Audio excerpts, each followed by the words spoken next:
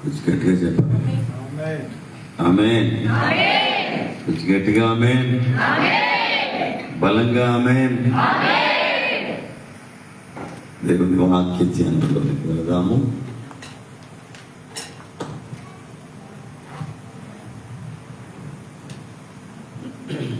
ప్రకటన గ్రంథము మొదటి అధ్యాయం 6వ వచనాన్ని చదువుకుందాం. మనలను ప్రేమించుచు తన రక్తము వలన మన పాపముల నుండి మనలను విడిపించిన వానికి మహిమయు ప్రభావమును యుగ యుగములు కలుగును గాక. ప్రార్థన. మహోన్నతుడా నీకు వందనాలు. ఈ వాక్యములో నుండి మహోన్నతమైన విషయముల యొక్క పరంపర మాకు ప్రసాదించుమని బిడ్డలైన వారికి సమయమందు వాక్యమును గ్రహించగలిగేటువంటి వివేకమును దయచేయమని, ప్రజ్ఞా వివేకములను మానవులకు ప్రసాదించి ప్రభువైన యేసు నామములో వేడుకొనుచున్నాను పరమ తండ్రి. దేవనామమున ఎల్లరికును శుభములు కలుగును గాక. ఈ వచనము ప్రాముఖ్యమైనటువంటి వచనం. ఈ వచనము ఉదయం లేచిన వెంటనే ప్రతి ఒక్కరూ ధ్యానించవలసినటువంటి మాట. మనలను ప్రేమించాడు, తన రక్తము వలన మన పాపముల నుంచి మనలను విడిపించాడు. ప్రేమించాడు, రక్తము నుండి మనలను విడిపించాడు. గనుక ఆయనకు మనము చెల్లించేది ఏమిటంటే మహిమ ప్రభావము యుగ యుగములు ఆయనకి కలుగును గాక. ఈ మాటలు మన జీవితంలో నిత్యము జ్ఞాపకం ఉండిపోవాలి, కంఠస్థమైపోవాలి. ఈ మాట పలికిన తర్వాతే మోకాళ్ళు వేయాలి. ఇది క్రమము విష్ణు వారికి. గనుక మన యొక్క పాపములను తన రక్తం వలన మనల్ని విడిపించాడు. కనుక ఆయనకి ఇప్పుడు మహిమ చెల్లించాలి, ఆయనకు ప్రభావము ఆరోపించాలి. మహిమ అనేటువంటి మాటకు, ప్రభావం అనేటువంటి మాటకు ఉన్నటువంటి అర్థాలు మనం నేర్చుకుందాం. ఈ వచనములో మహిమ ఆయనకి, ప్రభావము ఆయనకి. ఎంతమందికి తెలుసు మహిమ అంటే అర్థం? మాట్లాడాలి. మీరు ఎప్పుడైనా ప్రార్థనలో మహిమ కలుగును గాక అన్నారా? మహిమ అంటే ఏమని అన్నారు? ఈ మాట మనం తరచుగా మాట్లాడుతూ ఉంటాం. త్రియేక దేవుని స్తుతి. అందులో కూడా ఏముంది? ఉందా ఈ మాట? తండ్రికి కుమారునికి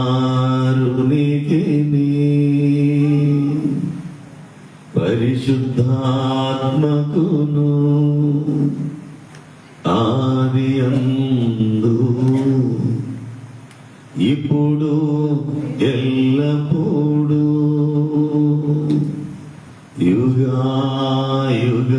యుగాయుగములయందు ఉండునట్లు మహిమా ఘనత కీర్తి ప్రభావము ఆయనకే చెల్లును గాక. చెల్లును గాక. రోజు చెప్తున్నారు అది త్రియేక దేవస్థ రోజు చెప్పుకుంటున్నామా? అందులో ఉన్న మాటల యొక్క అర్థాలు కూడా మనకు తెలియాలి. లేదంటే మనం వెళ్ళిపోవడం చెప్పుకుంటూ దాని అర్థం తెలియకపోతే ఎందుకు పలుకుతున్నామో కూడా మనకి విలువ ఉండదు. కనుక మనం పలికేటువంటి మాట ప్రతిదీ దానికి ఉన్నటువంటి అర్థాన్ని కూడా మనం ఏం చేయాలనంటే ధ్యానించాలి. అర్థం కాకపోతే దేవుణ్ణి అడగాలి, దేవుడు నీకు తెలియచేస్తాడు. యాజకుడిని అడగాలి, యాజకుడు తెలియచేస్తాడు. నీ తోటి విశ్వాసిని అడుగు, తెలిస్తే చెబుతా. కనుక మాటలన్నీ కూడా మనం పలుకుతున్నాము అనంటే ఖచ్చితంగా దాని భావాన్ని తెలుసుకోవాలి. మహిమ అనంటే 7 అర్థాలు ఉన్నాయి. మహిమ అంటే ఎన్ని అర్థాలు ఉన్నాయి? గొప్పతనము, శోభాయమానము, గౌరవము, శక్తి, దహించు అగ్ని, ప్రకాశత, మహత్యం. 7 అర్థాలు. గనుక ఈ ప్రపంచములో మహిమలున్నాయి అనే విషయం మనకు అర్థమవుతుంది. దేవునికి మహిమ కలగాలి అంటే ఆయన గొప్పతనమే మనకు కావాలి. ఆయన శక్తి, ఆయన శోభాయమానం, ఆయన యొక్క ప్రకాశత, ఆయన మహత్యము ఏదైతే ఉందో అది, దీనిని మహిమ అని పిలుస్తున్నాం. అయితే ఈ మహిమ యొక్క ప్రత్యేకత ఎన్ని అర్థాలు ఉన్నాయి కానీ లోకములో మహిమలు ఉన్నాయి. యేసుప్రభు వారు 40 రోజులు ఉపవాసం చేస్తే, ఉపవాసం చేసిన తర్వాత సాతాను ఎత్తైన పర్వతం మీదకి తీసుకుని వెళ్ళి ఏమి చూపించింది అంటే ఈ లోక మహిమలు చూపించి, నా కాళ్ళకు నమస్కరించు, ఇవన్నీ నీకు ఇచ్చేస్తాను అని. అంటే లోకంలో ఏముంది చెప్పాలి? మహిమ ఉంది. మరి ఈ మహిమ ఏ మహిమ? దేవుని మహిమ. అయితే దేవుని మహిమకు లోక మహిమకు వ్యత్యాసం చాలా ఉంది. ఎంత వ్యత్యాసము అంటే మోషే చేతిలో కర్ర పామయ్యింది, సతునగాండ్ర చేతిలో యొక్క కర్రలు కూడా ఏమయ్యాయి? 2 మహిమలే. కానీ 2 మహిమలకున్న వ్యత్యాసం ఏమిటంటే మోషే చేతిలోని కర్ర పాము అయింది, ఆ పాము మిగతా పాములన్నింటినీ కూడా ఏం చేసింది? మింగేసి. కనుక దేవుని మహిమ ముందు ఇహలోకపు మహిమలు ఏవి పని చెయ్యమనే విషయం గమనించాలి. ఈ లోక మహిమలు కేవలము నిష్ప్రయోజనమైనవి. ఈ లోక మహిమలు కేవలము పనికిరాని విషయాలే తప్ప పనికొచ్చేది కాదనే సత్యాన్ని గమనించాం. దేవునికి మహిమ కలుగునుగా. జై బోలో క్రీస్తు మహారాజ్. కనుక ఈ యొక్క వాక్య భాగంలో కనుక మనం గమనిస్తే మహిమ అనేటువంటిది దేవునికి మనము ఆపాదిస్తూ ఉన్నాం. మహిమ అనేటువంటి మాటల గురించి మనము లోతుగా ఆలోచన చేస్తే యెషయా గ్రంథము 4వ అధ్యాయము 2వ వచనంలో వచ్చినప్పుడు అక్కడ ఒక మాట వ్రాయబడి ఉంటుంది. మహిమ అంటే ఎవరు? ఆ దినమున యెహోవా చిగురు మహిమయు భూషణమును నగును. ఎవరంట? యెహోవా యొక్క చిగురు ఏమవుతుంది? మహిమగా భూషణంగా ఉంటుంది. యెషయా మొద్దు నుండి ఏం పుట్టుంది? చిగురు పుడుతుంది. చిగురు అని ఒకడు కలడు అని. యేసుక్రీస్తు ప్రభువారు పుట్టినటువంటి ప్రదేశం ఏమిటి? బెత్లెహేము. పెరిగినటువంటి ప్రాంతం ఏది? నజరేతు. సేవ చేసిన ప్రాంతము కపెర్నహూము. నజరేతు అని అంటే చిగురు అని అర్థం. నాజరేయుడైన యేసు అంటే చిగురుగా ఈ లోకానికి వచ్చినటువంటి వాడు అని అర్థం. అనగా చిగురు దేనిలో నుంచి వస్తుంది అని అంటే ముద్దులో నుండి వచ్చేది చిగురు. కనుక ఈ చిగురును కనుక మనం చూస్తే ముద్దు అనేటువంటిది దీనికి చాలా ప్రామాణికంగా కనిపిస్తూ ఉంది. ఇక్కడ రాయబడిన మాట యెహోవా చిగురు మహిమగా ఉంటుంది. అనగా చిగురు అంటే మహిమ, మహిమ అనంటే యేసు క్రీస్తు ప్రభువా. చదువుకునే దేవుని మహిమ. ఈ మహిమ అనేటువంటి మాట యేసు క్రీస్తు ప్రభువారై ఉన్నారనే విషయాన్ని మనం జ్ఞాపకం చేసుకోవాలి. మహిమకు సాదృశ్యముగా ఆయన కనిపిస్తూ ఉన్నాడు. నిర్గమాకాండము 33వ అధ్యాయములో 20వ వచనములో మనం చూస్తే దేవుడు అంటాడు కదా, నా ముఖమును చూడజాలవు. పై వచనములో మనం వెళితే అక్కడ ఏమంటున్నాడు అంటే మోషే అడుగుతున్నాడు, దయచేసి నీ మహిమను నాకు చూపుము అన్నాడు. ఏం చూపించమన్నాడు? నీ మహిమను నాకు చూపించు. దానికి యెహోవా దేవుడు చెప్పేటువంటి మాట ఏమిటంటే, నీవు నా ముఖమును చూడజాలవు. నన్ను చూచినటువంటి ఏ నరుడు కూడా బ్రతుకడు అని చెప్పు. దేవుడిని చూస్తే మనం బ్రతుకుతామా? బ్రతుకుతారా? మనం ప్రార్థన చేస్తున్నాం, దేవా నాకు కనబడు, నాతో మాట్లాడు, దేవా అందరికీ కనబడము. మీరేనా ఈ మాటలు చెప్పేది? మరి ఇప్పుడే కదా మీరు అన్నారు. దేవుడిని చూస్తే ఏమైపోతాం? మనం ఎందుకు మరి అడుగుతున్నాం, దేవా నాకు కనబడు, నాతో మాట్లాడమని? ఈ మాట నేను చెప్పడం లేదు, దేవుడే చెప్పాడు. ఏమని? నన్ను చూసిన ఏ నరుడు కూడా ఏమవడు, బ్రతకడు, చనిపోతాడని చెప్పాడు. అదే నిర్గమాకాండం 33వ అధ్యాయం 11వ వచనంలో ఏం చెప్పాడు? మనుష్యుడు తన స్నేహితులతో మాట్లాడినట్లు యెహోవా మోషేతో ముఖాముఖిగా మాట్లాడుతున్నాడట. ఎవరు? కింద చదువుకున్నాము 20వ వచనంలో ఏముంది? నన్ను చూచి ఏ నరుడు కూడా ఏమవడు, బ్రతకడు, చనిపోతాడు. ఈ అధ్యాయంలోనే మళ్ళీ ఇంకొక మాట, ఇంకో గ్రంథంలో కాదు, ఇంకో పుస్తకంలో కాదు, ఇంకో చోట ఎక్కడో కాదు, ఇది పాత నిబంధన కొత్త నిబంధనలో కాదు, అదే అధ్యాయంలో 11వ వచనంలో ఏం రాస్తుందంటే, ఒక మనుషుడు ముఖాముఖిగా మాట్లాడినప్పుడు దేవుడు మోషేతో, యెహోవా మోషేతో మాట్లాడాడు. గుర్తుపెట్టుకోండి, మాట్లాడా? ఎలా మాట్లాడాడు? మరి కిందే రాస్తుంది, చూస్తే చచ్చిపోతాడు, తండ్రిని చూస్తే చచ్చిపోతాడు, యెహోవా దేవుడిని చూస్తే చనిపోతాడు. ఇదే మాట రాయబడి ఉంది. అయితే 11వ వచనంలో ముఖాముఖిగా మాట్లాడాడు. ముఖాముఖిగా మాట్లాడమంటే నేను మీకు ముఖాముఖిగా కనిపిస్తున్నాను, మీరు నాకు కనిపిస్తున్నారు, ముఖాముఖిగా మాట్లాడుకుంటున్నాం. ఈ ముఖాముఖిగా మాట్లాడితే మోషే ఏమైపోవాలి? ఇప్పుడు చెప్పండి, చనిపోవాలి. డౌట్ పడద్దు, మీ మనసులో ఉన్న మాటే చెప్పండి, చనిపోవాలి. మోషే చనిపోయాడా? స్నేహితులుగా మాట్లాడుతున్నాడట. స్నేహితుడు అంటే ఎలా ఉంటాడు? ఒకే మంచం, ఒకే కంచం, ఒకే బండీడు. ఆడేసిన చొక్క లాంటిది ఈడు చొక్క, ఆడు కొనుక్కున్న షూ ఈడు కొనుక్కోవాలి. ఇంట్లో ఒప్పుకోవడం, ఇంట్లో వాళ్ళ నాన్న సతాయిచ్చేస్తాడు. ఏమని? ఆడేం కొనుక్కున్నాడో అది ఈడికి కావాలి. అది స్నేహం అంటే ఇద్దరిలో ఏమి లేదు అని అంటే వ్యత్యాసం లేదు. స్నేహితులు అంటే వాడు నేను ఒకటే అన్నట్లుగా ఉండేటువంటి పరిస్థితి.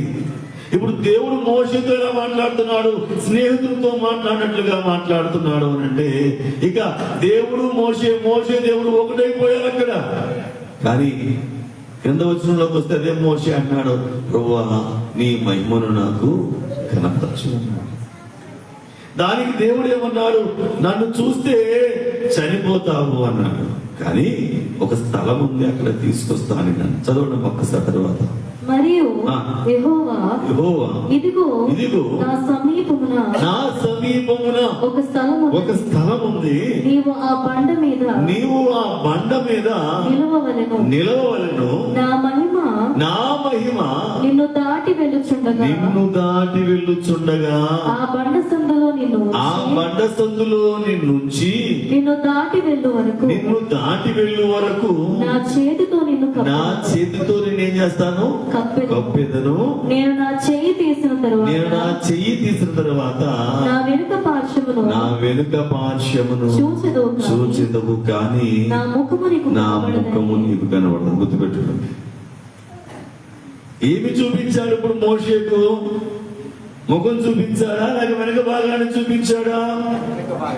మోషే అడిగింది ఏమిటి? మహిమను చూపించమన్నాడు. కనుక ముందు భాగం అయితే తండ్రి కనిపిస్తున్నాడు ముఖ భాగంలో. వెనుక భాగంలో ఏం కనిపిస్తుంది? మహిమ కనిపిస్తుంది. మహిమ అంటే ఎవరని చెప్పాము? ఇప్పుడు చెప్పాలి. మహిమ అంటే ఎవరని చెప్పాను?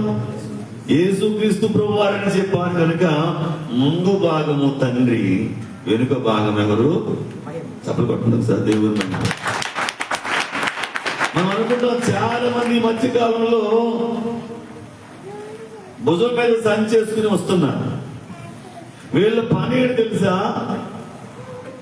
ఇంటికి వచ్చి సిస్టర్, బ్రదర్, మీరు క్రైస్తవులా అని అడుగుతారు. అడిగితే అవును అన్నావనుకో, అప్పుడు నీకు బోధించడం మొదలు పెడతారు వారు. ఏమని? యెహోవాయే మా దేవుడు, యేసు ప్రభు కాదని చెప్పేవాడు ఒకడు. మరొకరు ఏమంటాడనంటే యెహోవా కాదమ్మా, యేసు ప్రభు వారే దేవుడు అని చెప్పేవాడు ఇంకొకడు. వీళ్ళిద్దరూ కాదు, పరిశుద్ధాత్ముడేనమ్మని చెప్పేటువంటి వాడు ఇంకొకడు. ఇలా కన్ఫ్యూజన్ చేస్తారు. వీళ్ళు సువార్త చేయరు. ఏం చేస్తారు తెలుసా? క్రైస్తవులైన వారి దగ్గరకు వచ్చి వీళ్ళని ఏం చేస్తారు అంటే పాడు చేస్తున్నారు విశ్వాసాన్ని. జాగ్రత్తగా ఉన్నట్టు వారు. వీరు ఇంకొకరి దగ్గరికి వెళ్ళి, అన్ని జనాంగం దగ్గరకు వెళ్ళి దేవుడిని నమ్ముకొని చెప్పరు. ఒకవేళ బ్రదర్ మీరు క్రిస్టియన్స్ అంటే కాదంటే వెళ్ళిపోతారు. వాళ్ళకి బోధ చెప్పరు. యేసుక్రీస్తు ప్రభు వారిని పిలుపు ఒక ప్రశ్న అడిగాడు. యోహాను సువార్త 14వ అధ్యాయము 8వ వచనం. 14:8. అప్పుడు పిలుపు ప్రభువా, తండ్రిని మాకు కనపరచుము, మాకంతే చాలునని ఆయనతో చెప్పగా, తండ్రిని మాకు కనపరచుము, మాకంతే చాలును ఆయనతో చెప్పగా అని ఆయనతో చెప్పాడు. గుర్తుపెట్టుకోండి. ఎవరు అడుగుతున్నారు ఈ మాట? పిలుపు. ఆయన శిష్యుడు వచ్చి యేసుప్రభు వారితో అంటున్నాడు, యేసుప్రభువా మీ తండ్రిని నాకు చూపించవా అన్నాడు. ఎవరిని? తండ్రిని నాకు చూపించవా అన్నాడు. దానికి యేసుక్రీస్తు ప్రభువు చెప్పిన సమాధానం ఏంటి తెలుసా? పిలుపు, నేనింతకాలము నీ యొద్ద ఉండినను నీవు నన్ను ఎరగవా? నన్ను చూచినవాడు. చెప్పబడి దేవుని మహిమపడుతున్నాడు. ఎవరిని చూసినట్టు లెక్క? ఇప్పుడు నన్ను చూచిన వాడు ఎవరిని చూచాడుక? తండ్రిని చూచినట్లే. చదవండి. కనుక తండ్రిని మాకు కనుపరచమని ఎలా చెప్పుచున్నావు? తండ్రి యందు నేనును నా యందు తండ్రియు ఉన్నామని నీవు నమ్మడం లేదా? నేను మీతో చెప్పుచున్న మాటలు నా ఎంతట నేనే చెప్పుటలేదు. అంటే తండ్రి నా యందు నివసించాడు కనుక తన క్రియలు నాలో చేస్తున్నాడు. దేవుని స్తోత్రం. జాగ్రత్తగా గమనించి అర్థం చేసుకోవాలి ఈ విషయం. ఎందుకు చెప్తున్నానంటే ఇది వినాలి. విని దీని మీద మీరు చాలా స్ట్రాంగ్ గా తయారవ్వాలి. ఎందుకంటే మన విశ్వాసాన్ని పాడు చేసేటువంటి వారు వస్తారు, జాగ్రత్త. మన నమ్మకాన్ని పాడు చేసేటువంటి వారు వస్తారు, జాగ్రత్త. తండ్రి కుమార పరిశుద్ధాత్మలు ఒక్కడి కాదు అని చెప్పేటువంటి వారు వస్తారు. దేవునికి మహిమ కలుగునుగా. ఎందుకని దాన్ని మనం నమ్మకూడదు కనుక దేవునికి మహిమనే తీసుకురావాలి. ఈ విషయ భాగంలో మనం చూస్తే ఆయన తండ్రిని చూపించునండి. ఏమన్నాడు? నన్ను చూసిన వాడు ఎవరిని చూసినట్టు లెక్క? తండ్రిని చూసినట్టు లెక్క. నన్ను చూస్తే తండ్రిని చూసినట్లే. తండ్రిని చూస్తే నన్ను చూసినట్లే. ఇద్దరు ఎవరున్నారు అంటే మేమే ఉన్నాం, ఇద్దరము ఒకటే. అదే విషయాన్ని ఇక్కడ నిర్గమకాండలో మనం గమనిస్తున్నాం. ఏంటంటే ముందు భాగము మోషేకు కనిపించలేదు, కానీ వెనుక పార్శ్వము మాత్రమే ఆయనకు కనిపించింది. ఆ కనిపించినటువంటి రూపం ఎవరిదేనంటే యేసు క్రీస్తు ప్రభువా. దేవుని స్తోత్రం. హల్లెలూయా, హల్లెలూయా. మరి ఈ మహిమ అనేటువంటిది యేసుక్రీస్తు ప్రభు వారికి సాదృశ్యముగా ఉన్నది. ఆ ఇద్దరి మధ్యలో ఉన్నటువంటి ఆత్మ ఎవరనంటే పరిశుద్ధాత్మ. ఎవరు చెప్పండి? తండ్రి ముందు భాగము, వెనుక యేసు స్వరూపము, మధ్యలో ఉన్నది ఎవరు? పరిశుద్ధాత్ముడు ఉన్నాడు. ఇక ముగ్గురు ఏమై ఉన్నారు అంటే ఒక్కటై ఉన్నారు. ఈ విషయాన్ని గుర్తుపెట్టుకోండి. ఎప్పుడైనా సరే తండ్రి, కుమార, పరిశుద్ధాత్ములు ముగ్గురు ఒక్కటే. ఆ ఫ్యాన్ కి ఎన్ని రెక్కలు ఉన్నాయి చెప్పండి? ఫ్యాన్ ఆన్ చేస్తుందా ఎక్కడైనా? ఒకసారి ఫ్యాన్ ఆన్ చేయండి. 3 రెక్కలు కనిపిస్తున్నాయి మీకు ఇప్పుడు? చూడండి ఒక్కసారి అలాగే. సరే అక్కర్లేదు అలా చూసినప్పుడు చెప్పండి. ఎన్ని రెక్కలు ఉన్నాయి చెప్పండి. ఎన్ని రెక్కలు ఉన్నాయి అక్కడ? మీరు ముందు చూసారు కాబట్టి 3 రెక్కలు ఉన్నాయని మీకు తెలుసు. ఇప్పుడు ఎవడైనా కొత్తగా లోపలికి వచ్చినోడిని ఎన్ని రెక్కలు ఉన్నాయని చెప్పాము అడిగామనుకో, వాడు ఏం చెప్తాడు? 3 ఉన్నాయో 4 ఉన్నాయో వాడికి. అంటే ఇప్పుడు 3 రెక్కలే కాదు, తిరుగుతూ ఉంటే ఏమైపోయింది? ఇప్పుడు ఒక్కటిగా మారిపోయింది. అలాగే తండ్రి, కుమార, పరిశుద్ధాత్మలు చూడడానికి అలాగా ఆ ముగ్గురుగా కనిపించవచ్చు, కానీ ముగ్గురు మరలా ఏమైనా చెప్పండి? ఒక్కటిగా మారిపోయింది. ఈ విషయాన్ని మనం గుర్తుపెట్టుకోవాలి. ఈ విషయాన్ని ఎప్పుడు మర్చిపోకూడదు. ఎందుకంటే నా యందు తండ్రి, తండ్రి యందు నేను నా సంగతి నీకు తెలియదా పిలుపు అన్నాడు. కనుక మహిమ అనంటే కనుక ఈ మహిమ క్రీస్తు ప్రభువారికి సాదృశ్యంగా కనిపిస్తూ ఉన్నాడు. కనుక ఈ క్రీస్తు ప్రభువారిని మనము ఏం చేస్తున్నాము అనంటే తండ్రి అయినటువంటి దేవునికి మనం ఏం చేస్తున్నాం? మహిమ నీకే చెందునుగా. అంటే మహిమ అనగా క్రీస్తు ప్రభువారి యొక్క మహిమ. క్రీస్తు ప్రభువారి మహిమలో ఎవరున్నారో ఒకసారి చూద్దాము. ఫిలిప్పీ పత్రిక 3వ అధ్యాయము 21వ వచనం. ఫిలిప్పీ పత్రిక 3వ అధ్యాయము 21వ వచనంలో ఆ మహిమలో ఎవరున్నారో చూడండి. ఇక్కడ సమస్తమును తనకు లోపరుచుకుని జాలని శక్తిని బట్టి ఆయన మన దీన శరీరమును తన మహిమ గల శరీరమునకు సమరూపముల దానిగా మార్చాడు. చెప్పకుండా దేవుని మహిమపడతాం. హల్లెలూయా. బాగా గుర్తుపెట్టుకోండి ఈ విషయం ఇక్కడ ఏంటంటే ఈ దీన శరీరము, ఏ శరీరము? మన శరీరాన్ని ఇప్పుడు ఏం చేయబోతున్నాడు ఆయన? తన శరీరమునకు సమానంగా. తన శరీరం ఎలా ఉంది? మహిమ శరీరం అయింది. ఆ మహిమ శరీరానికి సమానంగా నీ శరీరాన్ని ఆయన ఏం చేస్తున్నాడనంటే మారుస్తున్నాడు. చెప్పకూడదు గట్టిగా దేవుని. ఇప్పుడు నువ్వు ఎక్కడ ఉన్నావు అని అంటే ఆ మహిమలోనికి నువ్వు కలిసిపోతున్నావు. అంతేనా? అంతే కదా. సమరూపం అంటే అర్థం ఏంటి? సమరూపం అంటే తెలుసా మీకు? సమాన రూపం. సమాన రూపం అంటే అర్థం ఏంటి? ఎక్కువ తక్కువ కాదు. గుర్తుపెట్టుకోండి. ఈ రూపం ఎలా ఉందో ఇంకొక రూపం అలాగే ఉండాలి. అంటే క్రీస్తు ప్రభు వారి రూపం ఎలా ఉందో అదే రూపం మనకుంది. దేవుని స్తోత్రం.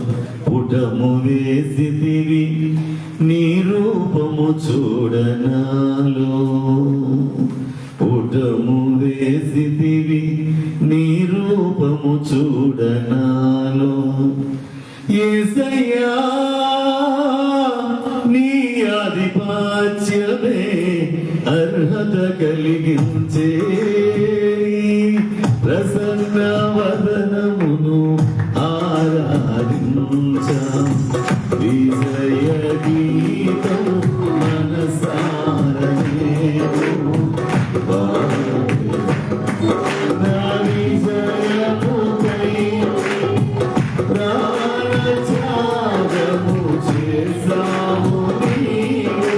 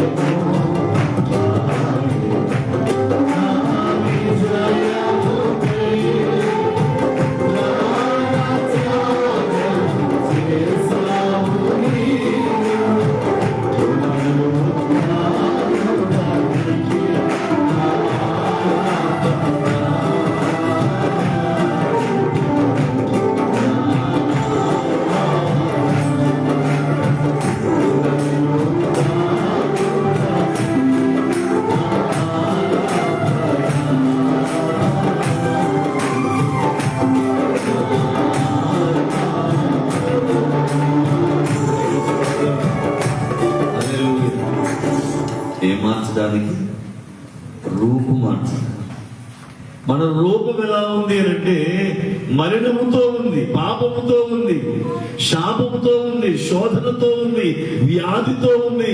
ఈ రూపమంతా పోవాలి. ఏ రూపం రావాలి? ఇప్పుడు ఏదైనా తోటలో ఆదాము అవ్వలను దేవుడు కలుగజేసినప్పుడు ఏ రూపం అయితే ఉందో ఆ రూపం. ఏ రూపం కావాలి ఇప్పుడు నీకు? ఏదైనా తోటలో ఆదాము వరకు మహిమ రూపం ఉంది. ఆ రూపము నీకు ఇవ్వడానికి యేసు ప్రభు వారు మన రూపంలోనికి వచ్చి మహిమ రూపాన్ని ఆయన పొందుకుని, ఇదిగో నాతో పాటుగా మీరు కూడా ఈ రూపంలోనికి రావాలి అంటే మీరేమైపోవాలి? నాతో కలిసిపోవాలి. దేవుని స్తోత్రం. ఎప్పుడు కలుస్తారు? ఆదామవుల గురించి దేవుడు ఏమన్నాడనంటే, కాబట్టి వారిద్దరు ఏం చేస్తారు? తల్లిని తండ్రిని విడిచి పూజ చేయండి. ఏం చేస్తారు? కాబట్టి పురుషుడు తన తల్లిని తన తండ్రిని విడిచి ఎవరిని హత్తుకుంటాడు? దేవుని స్తోత్రం. ఇప్పుడు ఎవరిని హత్తుకుంటాడనంటే మన ప్రియుడు ఎవరు? పెళ్లి కుమారుడు ఎవరు? పెళ్లి కుమారుడు యేసు ప్రభువు. అయితే పెళ్లి కుమార్తె ఎవరు? సంఘం ఎక్కడో ఉంది బయటే. మాట చెప్పాలి. మన ఆలోచనలో ఎప్పుడు కూడా వధువు సంఘము అంటే ఎక్కడో ఉందనుకుంటున్నారు మీరు. వధువు సంఘం అంటే ఆ పెళ్లి కూతురు ఎక్కడో ఉందనుకుంటున్నాం మనం. ఎక్కడుంది? ఎక్కడ చెప్పాలి? ఇక్కడే ఉంది. ఇక్కడే ఉంది. మనమే పెళ్లి కుమార్తెను. అంటే ఇప్పుడు పెళ్లి కుమార్తె నువ్వు, పెళ్లి కుమారుడు ఆయన. ఇప్పుడు పెళ్లి కొడుకు పెళ్లి కూతురు గురించి ఏం రాయబడి ఉంది? తన తల్లిని తన తండ్రిని విడిచిపెట్టేసి ఎవరిని హత్తుకుంటాడట? అందుకనే కదా ఆయన పరలోకంలో నుండి భూలోకానికి వచ్చాడు. చెప్పలు కొట్టి దేవుడు కనుక్కుంటాడు. ఎవరిని విడిచిపెట్టి? తండ్రిని విడిచిపెట్టి ఈ భూలోకానికి ఎందుకు వచ్చాడు అంటే నిన్ను తనలో కలుపుకోవడానికి. మీకు ఒక విషయం చెప్పాలి. పరలోకము అనంటే, లేకపోతే ఆయన మేఘారుడుగా మనతో పెళ్లి ఈ విందు అనంటే కనుక మీరు తాళి కట్టి చేతికి ఉంగరం పెట్టి తల మీద నుంచి ఇలా ముసుగు తీసి ఎన్ని ఆలోచిస్తున్నారేమో. ఏమి కాదు. ఏంటి అంటే నువ్వు ఆయనలో కలిసిపోవడమే అంతే. పరలోకం ఎక్కడుంది? ఆయన ఎక్కడుంటే అక్కడే పరలోకం. అంతేనా? యేసు ప్రభువు వారు ఎక్కడుంటే అక్కడే పరలోకం. నేనే ద్వారం అని చెప్పాడు కనుక నువ్వు ఆయనతో కలిసిపోవడమే పరలోకం. ఆయనతో ఉండడమే పరలోకం. ఇంకా ఆయన ఎక్కడుంటే నువ్వు ఇంకెక్కడికో పరలోకం వెళ్ళాలనుకుంటే ఇంకా అంటే అర్థం ఏమిటంటే ఆయన ఎక్కడుంటే అక్కడే పరలోకం. చెప్పలు కూడా దేవుడు మేము అంటే నీ రూపాన్ని ఏం చేస్తాడు? ఆయన తన రూపంలోనికి మార్చుకొని ఆ మహిమాంతస్తులను తీసుకుని వెళ్తాడు. ఆ పరలోకపు వీధుల్లోనికి తీసుకుని వెళ్తాడు. అక్కడ రాత్రి ఉండదు, పగలు ఉండదు, మరికేముంటది? మహిమతో నింపబడి ఉంటుంది అక్కడ మొత్తం అంతా. అక్కడ రాత్రి లేనందున అక్కడ ఏం అవసరం లేదు. ఇక్కడ సూర్యుడైనా చంద్రుడైనా అక్కడ ఆ దేవుని వెలిగి అక్కడ చెప్పలు కూడా దేవుడు మహిమ పడుతుంది. పగలు రాత్రి ఉండాలంటే సూర్యుడు చంద్రుడు ఉండాలి, ఈ నక్షత్రాలన్నీ ఉండాలి, ఈ అంతరిక్షంలోని విషయాలన్నీ ఉండాలి. కానీ అక్కడ అన్ని అవసరం లేదు. దేవుడే వారికి ఏమై ఉన్నాడంటే వెలుగుగా ఉంటాడు కనుక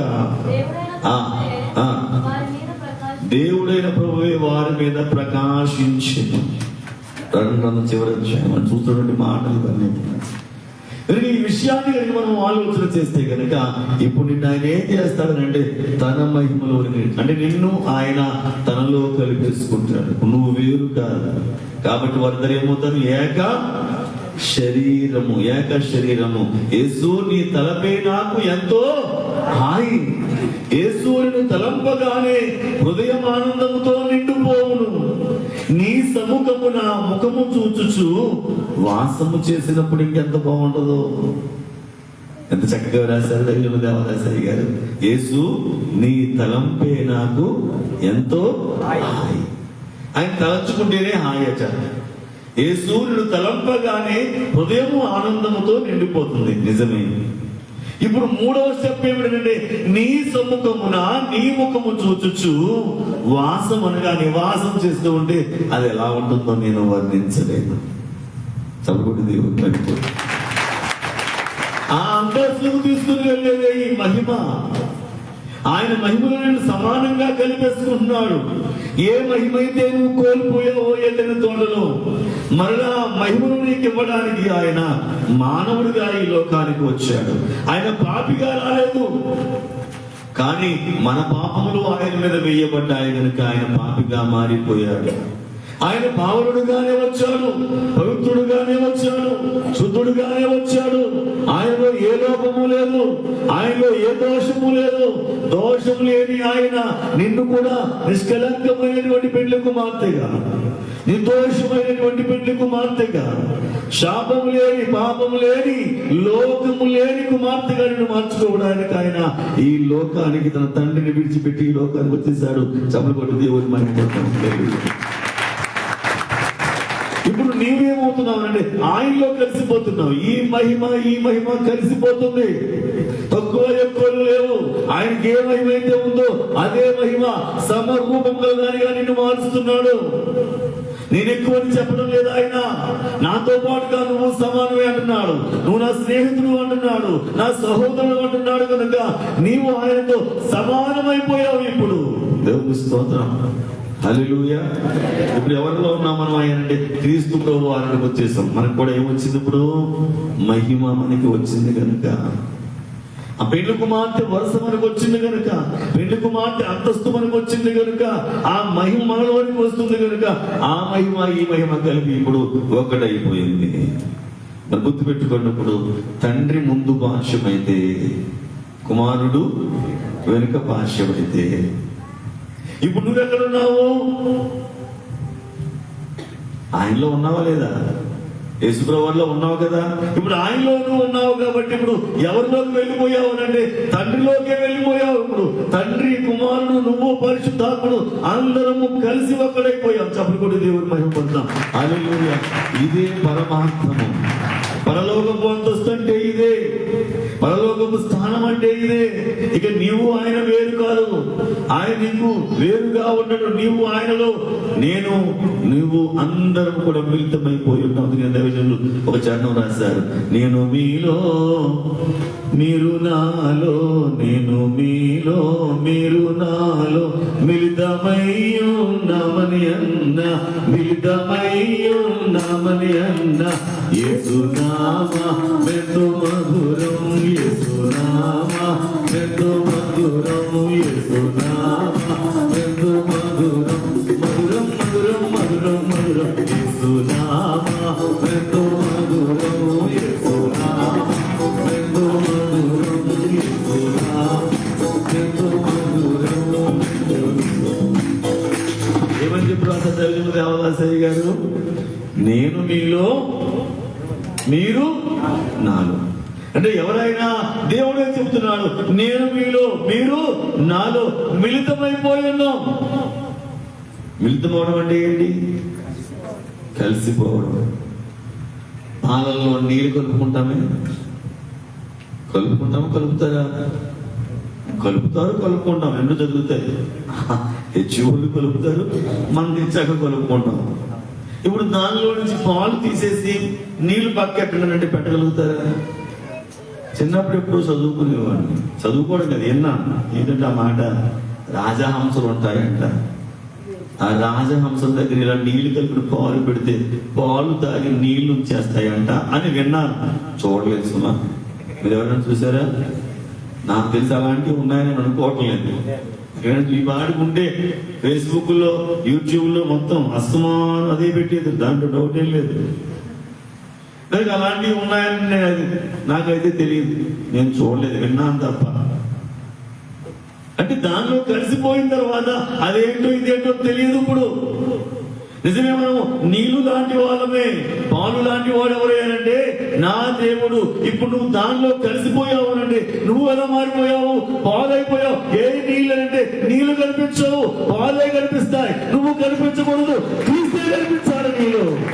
నువ్వు అనేటువంటి మనిషి కనిపించకూడదు, నీ లక్షణాలు కనిపించకూడదు, క్రీస్తు లక్షణాలే నీలో కనిపించాలి. ఆ పాలు చూపిస్తే దీంట్లో నీళ్ళున్నాయని ఎవడు చెప్పడం ఏమంటాడు దాన్ని? ఎంత చిక్కగా ఉండనివ్వండి, పలసగా ఉండనివ్వండి, ఎలా ఉన్నా దాన్ని చూపిస్తే ఏమని చెబుతాం? పాలే అని చెబుతాం. కనుక నిన్ను చూపిస్తే ఈ లోకానికి ఎవరు కల్పించాలంటే ఆయనే కల్పించాలి. ఎందుకంటే ఆయన మహిమనికి ఇచ్చేశాడు కనుక, సమరూపముగా నిన్ను మార్చుకున్నాడు కనుక, ఆయనతో పాటుగా మిళితం చేసేసుకున్నాడు కనుక, నిన్ను ఆయనలో ఉంచేసుకున్నాడు కనుక, ఇక నువ్వు వేరు కాదనే విషయాన్ని గుర్తుపెట్టుకో. ఎప్పుడైనా సరే నువ్వు లోకములో నుంచి వేరుపరచబడ్డావు, క్రీస్తులో కలపబడ్డావు. చప్పకొట్టి దేవుని అనుకుంటాను. ఇక నీలో ఏం లేదనంటే లోకం అనేది అంటకూడదు, లోకం అనేది అంటకూడదు. కానీ లోకానికి దూరంగా మనం ఉండాల్సినటువంటి వారు. సరే, సమయం అవుతుంది, మనం ముందుకు వెళదాం. తర్వాత ఏమని రాయబడి ఉందనంటే ప్రభావము. రెండవది ఏంటి చెప్పండి? ప్రభావము. ప్రభావము. మనం ఇప్పుడు మాట్లాడుతున్న అస్మాను ప్రభావం నీకేనైనా చెందాలి అని అంటాం. ప్రభు యొక్క ప్రభావం మన మధ్య ఉందని అంటాం. ప్రభావము అని అంటే అర్థం ఏమిటంటే సమ్మోహనపరచుట, పరవశము చెందుట, హై స్పిరిట్ అని అంటారు, ఫోర్స్ అని అంటారు, ఇన్ఫ్లుయెన్స్ అని అంటారు, స్ట్రెంగ్త్ అని అంటారు. ఇన్ని అర్థాలు తిరిగిన్నా ఏమర్థం ఉన్నా కానీ అసలైన అర్థం ఏమిటయ్యానంటే వర్షపరుచుకోవడం. ఇక నువ్వు కాదు, నీలో ఉన్నది ఎవరైనా పరిశుద్ధాత్ముడే నీలో కార్యం చేస్తాడు. నీలో పరిశుద్ధాత్మ కార్యము అస్తమానం కనిపిస్తూనే ఉంటుంది. గుర్తుపెట్టుకో, ఎప్పటికప్పుడు పరిశుద్ధాత్మ నిన్ను హెచ్చరిస్తూనే ఉంటాడు. పరిశుద్ధాత్మని కార్యము నీ మీద కనిపిస్తూనే ఉంటుంది.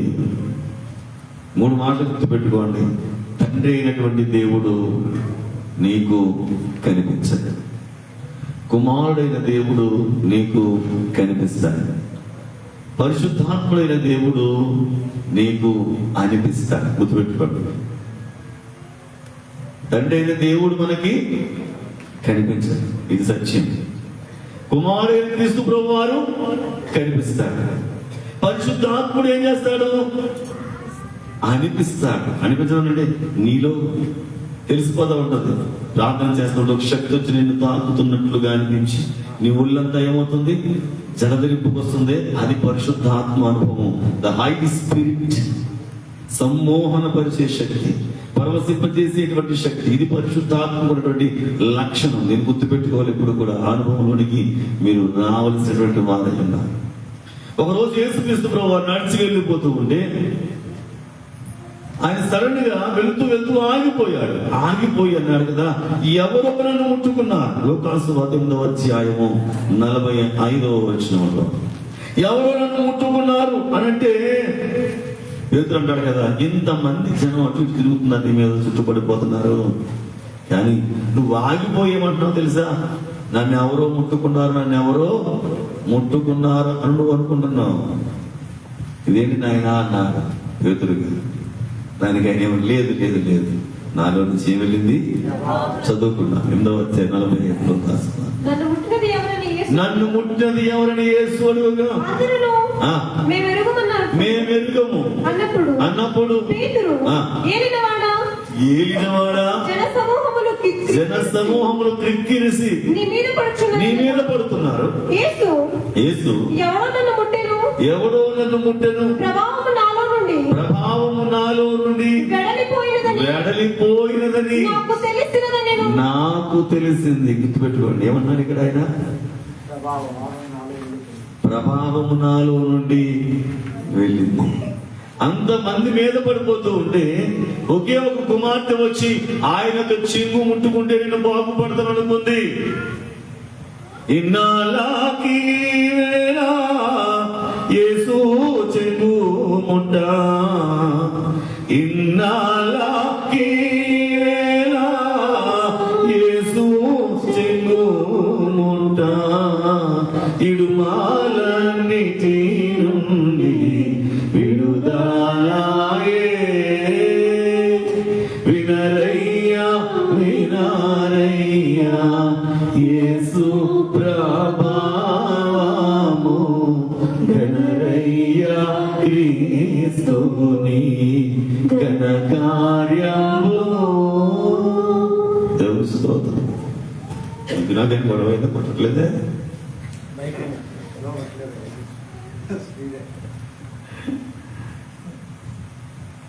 బట్ట ముట్టుకునే బహిరంగ కార్యమే, కానీ గట్టి నమ్మిక ఏముంది ఆమెలో? దేవుని స్తోత్రం. మన విశ్వాస స్థాయి ఎలాగైతే మనం బాగుపడతామని నువ్వు అనుకుంటున్నావో అలాగే బాగుపడటానికి దేవుడు కార్యం చేస్తాడు. నీ విశ్వాసం మాత్రం ఎలా ఉండాలి? గట్టిగా ఉండాలి. 12 ఏళ్ల నుండి పరమ వైద్యుల యొద్ద మందు పుచ్చుకుని నా మానదాయి ఇన్నాళ్ళకి వేళ యేసు చెంగుముట్ట ఈడుమలన్నింటి నుండి ఏమైంది? వినరయ్యా వినారయ్యా యేసు ప్రభావము గణరయ్యా క్రీస్తుని ఘన కార్యము. వినరయ్యా వినారయ్యా యేసు ప్రభావము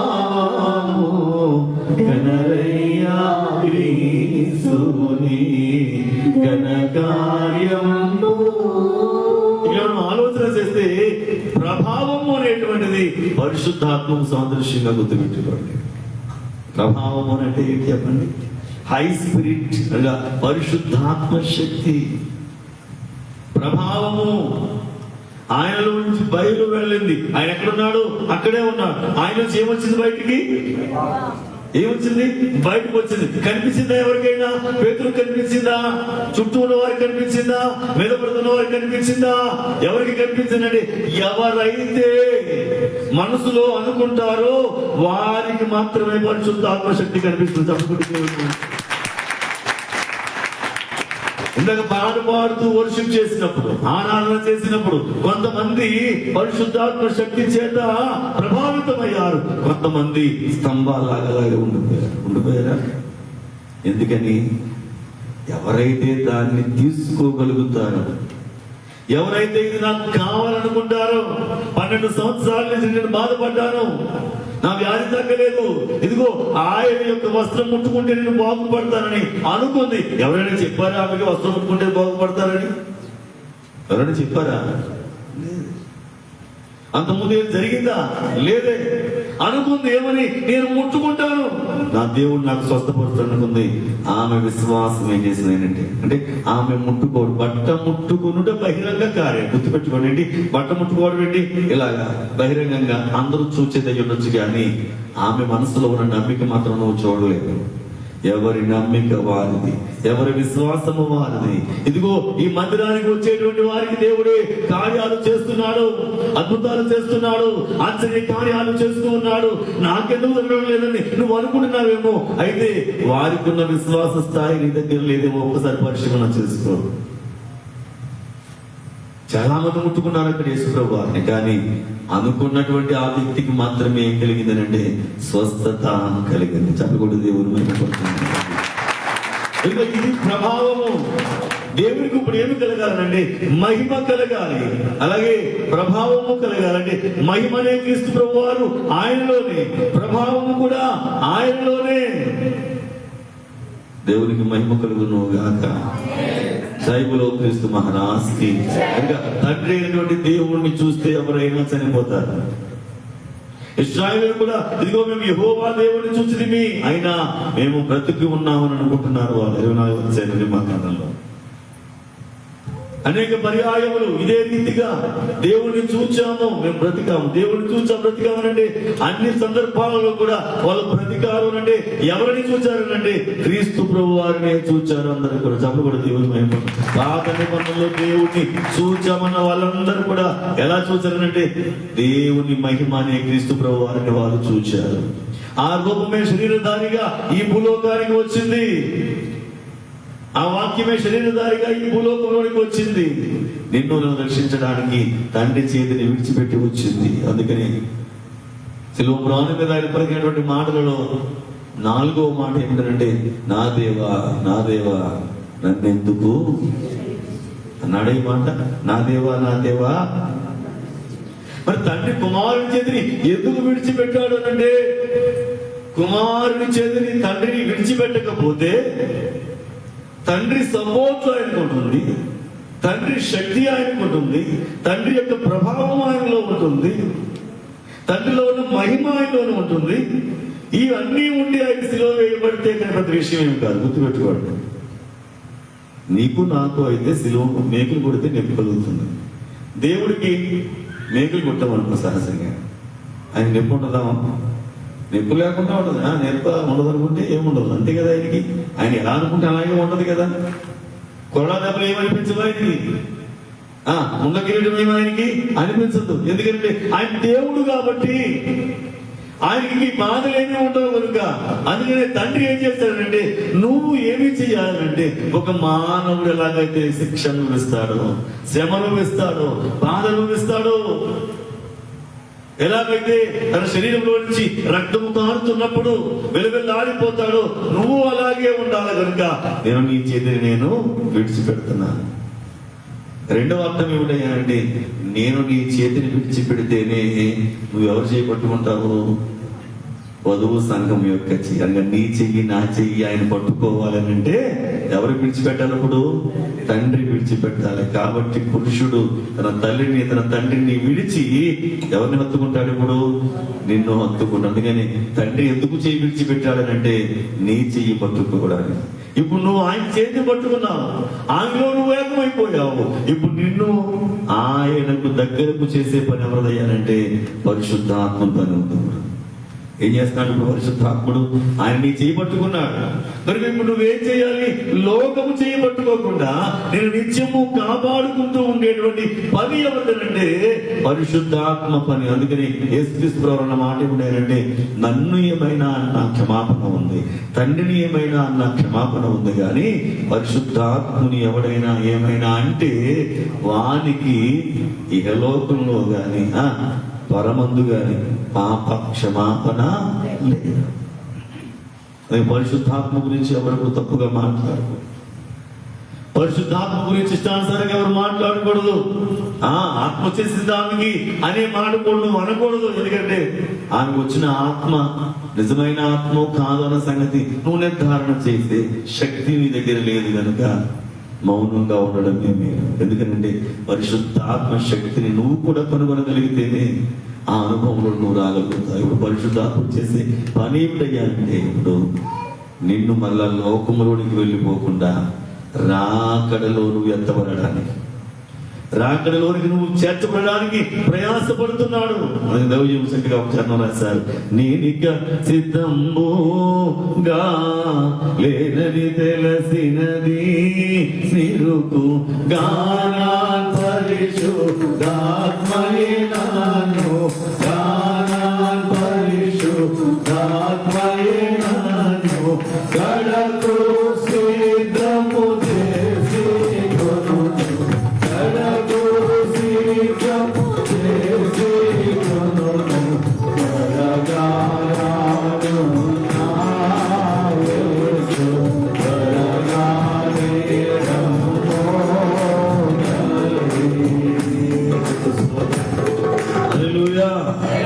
నేనిక సిద్ధముగా లేనను సంగతి తెలిసినది. దానం పరిశుద్ధాత్మయ్యనని ఏం చేస్తాడు? సిద్ధపరుస్తున్నాడు. అంటే ఇప్పుడు సిద్ధపరిచే పని ఎవరిదో చెప్పండి? పరిశుద్ధాత్మని పని. ఇప్పుడు నువ్వు నీ చెయ్యి ఆయన పట్టుకున్నాడు.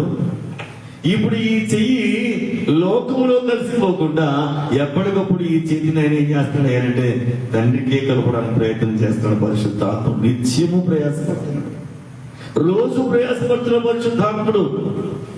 నేను రెండవ రాకడకు సిద్ధం చేయడానికి నిత్యము ప్రయాసపడుతున్నాడు. ఎప్పుడు లేడంటే అనుక్షణము నీతోనే ఉంటున్నాడు ఆయన. నువ్వు వాక్యం చదువుతుంటే ఆ వాక్యం నీకు అర్థమయ్యేలా చేస్తున్నాడు. నువ్వు పాట పాడుతుంటే ఆ పాట నీ అంతరంగానికి చేరేటట్లుగా ప్రయాసపడేది ఆయనే. నువ్వు ప్రార్థన చేస్తూ ఉంటే ఆ ప్రార్థన తండ్రి దగ్గరకు చేరడానికి ప్రయాసపడేది ఆయనే. అని దైవజనులు దేవదాసయ్య గారి స్వాస్థ్రమణంలో ఏమన్నారని అంటే, ఆయన వెలిగింపును బట్టి ఆ గ్రంథము అర్థమవునని. గుర్తున్నాయి మాట? ఎక్కడైనా విన్నారా? ఎప్పుడు విన్నారు? ఎప్పుడు విన్నారు? గట్టిగా చెప్పండి. విశ్వాస ప్రమాణంలో ఏమని? ఆయన వెలిగింపును బట్టి ఆ గ్రంథము అర్థమవును. ఏ గ్రంథము? ఈ గ్రంథం తండ్రి ఉద్దేశించిన రక్షణ. తండ్రి ఉద్దేశించినటువంటి రక్షణ, కుమారుడు తన అమూల్యమైన రక్తము వలన గడిచి పెట్టిన రక్షణ, పరిశుద్ధాత్మయే విశ్వాసికి చెప్పేది. కొంతమంది విశ్వాస ప్రమాణం అంటే ఏంటి? అయ్యగారు చెప్తారు, తమ్మగారు చెప్తారు, వెనకాల ఏం చేస్తున్నాం మనం? గనగన గనగన గనగన గనగన గనగన చెప్పుకుంటూ వెళ్ళిపోవడం తప్ప దానిలో ఉన్న అర్థం మనకి చేసుకోవడం ప్రయత్నం చేయాలి. కనుక ప్రతి మాట పలుకుతున్నావు అంటే కనుక అర్థం నీకు తెలియాలి. ఒక 4 సంవత్సరాల క్రితం ఒక కవిత్వం రాసుకుని గుర్తులేదు కానీ నాకు జ్ఞాపకం వస్తుందండి. నా పాటల పుస్తకం నన్ను అడిగింది. ఏమంది? ఒకరోజు నా పాటల పుస్తకం నన్ను అడిగింది, నువ్వు పాడుతున్నావు కానీ నేను నీకు అర్థమవుతున్నానా అని. ఎవరు అడిగారు? నా పాటల పుస్తకం అడిగింది నన్ను. ఏమని? ఈ పాటలు దీంట్లో ఉన్నాయి కదా, పాడేస్తున్నాను కనుక నువ్వు నన్ను పాడుతున్నావు కానీ నేను నీకు అర్థమవుతున్నానా? రాగం తీసి ఆలపిస్తున్నావు కానీ నీ అంతరంగాన్ని నేను అందుతున్నానా? నిజమే కదా, పాటలు పాడేస్తూ ఉంటావు. ఏమని? తనువో నాది దిగోవే కొనుమియో ప్రభువాని పనికి ప్రార్థించింపుని దినములు క్షణములు తీసికొని నీదు వినుతి ప్రవహింపాజే యను శక్తిని యోని. ఎంత మంచి పాట! తను అంతా నీకు ఇచ్చేస్తున్నావా? తను అంతా ఇచ్చేస్తున్నావా ఆయనకి? ఊళ్ళో పని చేయమంటే ఎంత మంది దొంగలు ఉంటారు తెలుసా పని చేయడానికి? కొంతమంది ఉంటారు, ఎప్పుడు కూడా గుర్తుపెట్టుకోండి. ఎంతమంది ఉంటారు? కొంతమంది ఉంటారు, ఇంకెప్పుడు వాళ్ళే చేస్తూ ఉంటారు. మిగతా వాళ్ళు చేయడానికి ఇష్టపడరు. ఎందుకునంటే నాకెందుకులే అని అనుకుంటారు. అరే పాడుకునే మాట ఏంటి? తను నాది కొనుమియో ప్రభువా పనికి ప్రాతే. నీ పనికి నన్ను ప్రతిష్ఠించేది పాడేసుకుంటున్నావు. మరి ఎంతవరకు నువ్వు ఆయన పనికి నువ్వు ప్రతిష్ఠించబడుతూ ఉన్నావు? పరిశుద్ధాత్ముడు చెబుతున్నాడు, ఇదిగో వాళ్ళు తుడుస్తున్నాను, నువ్వు ఎదుగుతో లేకపోతున్నావు. ఇప్పుడు అంటా ఉన్నావు, ప్రభు నాకు నడుము నొప్పి కదా నాయనా, నేను తొడలేను నాయనా అని అంటావు. అదే టైంలో ఎమ్మెల్యే గారు వచ్చి చీరలు పచ్చి పెడతానంటే చాలు, నడుము నొప్పి గుర్తుకు రాదు, కాలు నొప్పులు గుర్తుకు రాదు. చీర ఎంత గట్టిగా 100 రూపాయలు 150 రూపాయలు పట్టి ఒక నేత చీర పంచుతున్నారంటే చాలు, ఆయన వచ్చేదాకా అలాగే నిలబడి ఉంటారు. అప్పుడు నడువు లాగదు. దేవుడు తెలియదయ్యా అనేది నీకు నిజంగానే ఉంటుంది కదా, సంగతి తెలియదంటారా ఆయనకి? అన్ని లెక్కలు వేసుకుంటాడు కదా ఆయన. మరి నువ్వు ఇలా చేస్తే ఆయన అలాగే చేస్తే రేపొద్దున రోజు రేపొద్దున పరలోకంలో నువ్వు ఎత్తబడే సమయంలో ఆయన కూడా చూసి చూడనట్టుగా నేను అలా చూస్తే ఎంత బాధ, ఎంత బాధ. అన్ని అయిపోయి పాడుకుంటాం. ఏ పాట? నాకు బలము ఉన్నంత వరకు చేయలేదు నీ సేవను, నాకు బలము ఉన్నంత వరకు చేయలేదు నీ సేవను. బలవంతా పోయాక బలవంతా పోయాక చేయాలని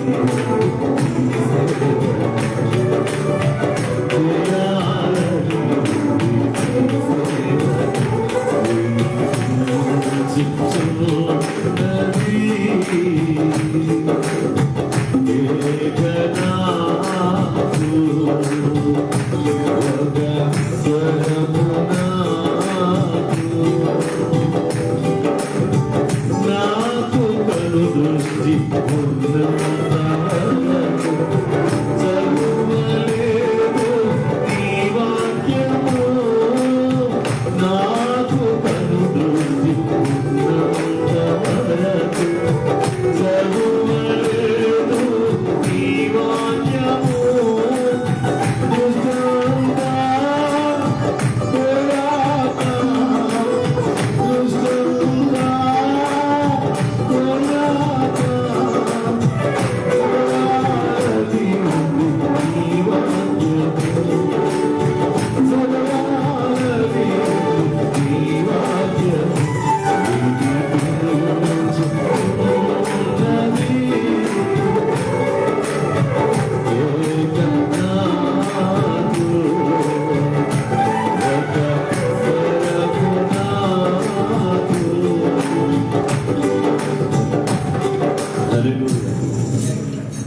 అయిపోయాక చదువుకుందామంటే బైబిల్ చదువుకోవడానికి అప్పుడు చూపు కనిపించదు. శక్తి అంతా అయిపోయాక చేద్దామంటే శక్తి ఉండదు కదా. ఏం చేయగలుగుతావు?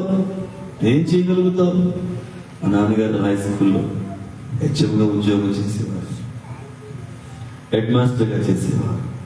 ఆ సమయంలో ప్రభువు పిలుపుతో, అంటే నాన్నగారు చిన్నప్పటి నుంచి సేవా భారం భక్తి కలిగి ఉన్నారు కానీ ఉద్యోగం చేశారు.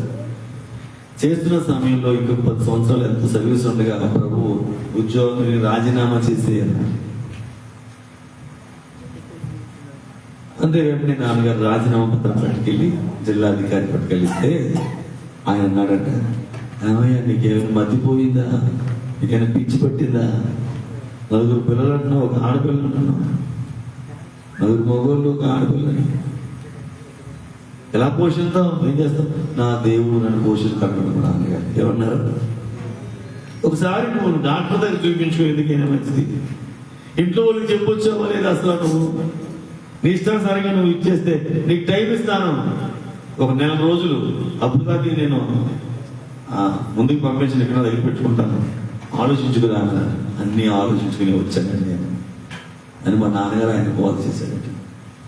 ఏమనంటే, మీకు నేను మామిడి పండు ఇచ్చాను అనుకోండి, ఏం చేస్తారు? మొత్తం టెంక్ అంతా తినేస్తాను. టెంక్ ఇంకా అయిపోతుంది, తెల్లగా అయిపోతుంది. పసుపు టెంక్ ఏమైపోద్ది, అలా తింటారు చక్కగా. ఇప్పుడు మీరు ఆ టెంక్ పట్టుకెళ్ళి ఎవరికైనా ఇస్తే తింటారా? ఎందుకని తినరు? దానిలో ఏం పోయింది? ఉన్న సారం అంతా అయిపోయింది కదా. ఇంకా అది ఎవరికైనా ఇస్తారా? అలాగే నేను ఉద్యోగం, దేవుడు నన్ను రమ్మన్నాడు, నేను ఉద్యోగం వైపుకి వచ్చేస్తే ఆ మామిడి టెంకలా ఉంటాను దేవుడి దగ్గర. నేనేం పని చేస్తానన్నారట. దేవుని స్తోత్రం, హల్లెలూయా, దేవునికి మహిమ. అంటే శక్తి అంతా అయిపోయి నేనేం చేస్తాను ఇంక సేవ? ఇప్పటికే చాలా సమయం అయిపోయింది. దేవుడు నిన్ను రమ్మన్నాడు, పిలిచాడు, వచ్చేయాలని రిజైన్ చేసి సేవకు వచ్చేసాడు. దేవుని స్తోత్రం, హల్లెలూయా. లోటు ఏమైనా ఉందా? అంతకు మించి దేవుని స్తోత్రం, హల్లెలూయా. కనుక నీవు దేవుని పని చేయడానికి పరిశుద్ధాత్ముని ఎప్పుడు ప్రేరేపణ చేస్తూనే ఉంటాడు. చూస్తూ ఉండు, గమనిస్తూ ఉండు. పరిశుద్ధాత్ముడు ఎప్పుడు కూడా నీ వెన్నట్టే ఉంటాడు. ఆయన మీతోనే ఉండడానికి సిద్ధపడుతూ ఉంటాడు. కనుక పరిశుద్ధాత్మకు నువ్వేం చేయాలంటే నీ యొక్క మనస్సును ఆయనకి అప్పగించేసే. 2 విధాలుగా నువ్వు చూడకు, అటు ఇటు చూడకు. దేవవాక్య నిజము, దిక్కులు చూడకు. దిక్కులు చూడకు, అటు ఇటు కూడా. అక్కడ బాగుంది, ఇక్కడ బాగుంది, ఇలాంటి దిక్కులు చూడకండి. ఎక్కడెక్కడికో వెళ్ళాలి పరుగులు పెట్టకండి. ఎందుకంటే ఉన్న దానిని, ఇక్కడ మీకు దేవుడు ఇచ్చిన దానిని ఏం చేయాలంటే బలముగా దేనిని స్థిరపరచుకోవడానికి మనం సిద్ధంగా ఉండాలి. దీనికోసమే ప్రయాసపడండి. ఆ విధంగా మీరు పెళ్లి కుమార్తె రూపంలోకి తీసుకురావడానికి ప్రయాసపడే పరిశుద్ధాత్మకు మీరు చోటు కూడా నేర్చుకుందాం. దేవుని స్తోత్రం, హల్లెలూయా. కనుక ప్రభావవంతమైనటువంటిది ఇది. నీ మీద పరిశుద్ధాత్మ ప్రభావమే ఉండాలి కానీ లోక ప్రభావము ఉండకూడదు. ఒక్క 6 సెకండ్లు అలా వచ్చి వెళ్ళిపోయేటువంటి ఒక టీవీ యాడ్లో ఆ కుమార్తె ఏ రంగు చీర కట్టిందో నువ్వు చెప్పేస్తావు, ఏ వడ్డానం పెట్టిందో చెప్పేస్తావు, తల వంకిలి పెట్టిందా, చెవులకి ఏం పెట్టిందో మొత్తం అన్నీ చెప్పేస్తావు. ఏంటి అలా కళ్ళకు అలా కనిపించి వెళ్తే అలా ఉంది ప్రభావం. ఈ లోక ప్రభావం మన మీద. పరిశుద్ధాత్మని ప్రభావం నీ మీద ఉండాలి. పరిశుద్ధాత్మని కార్యము నీ మీద ఉండాలి. నిత్యము కూడా పరిశుద్ధాత్మ కార్యముతో నువ్వే బలపరచబడుతూ ఉండాలి. ఆయన నిన్ను ఏం చేశాడు? కన్నాడు. ఎవరు? క్రీస్తు ప్రభువు తన రక్తముతో ఏం చేశాడు? సంపాదించుకున్నాడు. నన్ను కోరుకొని రక్తముతో కొని సంపాదించుకున్నాడు.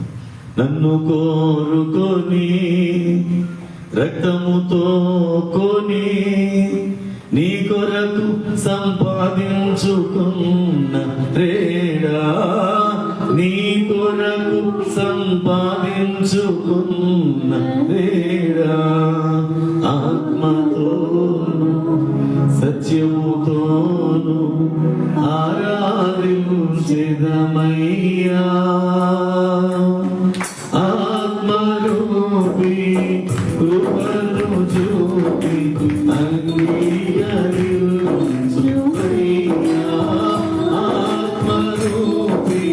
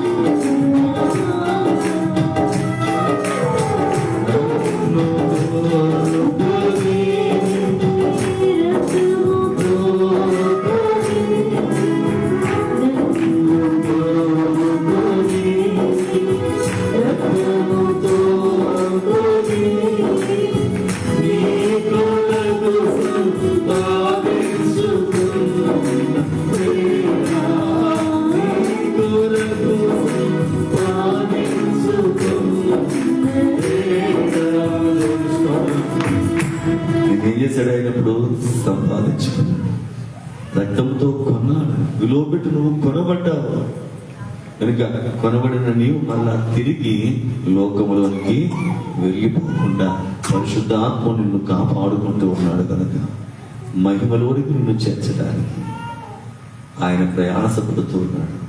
రెండవ రాకడొస్తే కూడా ఆయన సిద్ధం చేయడానికి ఆయన ప్రయాసపడుతున్నాడు. ఆయనతో పాటుగా నీవు మహిమ మేఘము మీద ఎగిరి వెళ్ళగలిగే ధన్యత నీకు ఇవ్వడానికి సిద్ధంగా ఉన్నాడు కనుక మహిమ అంటే నేర్చుకున్నాను, ప్రభావం అంటే నేర్చుకున్నాను.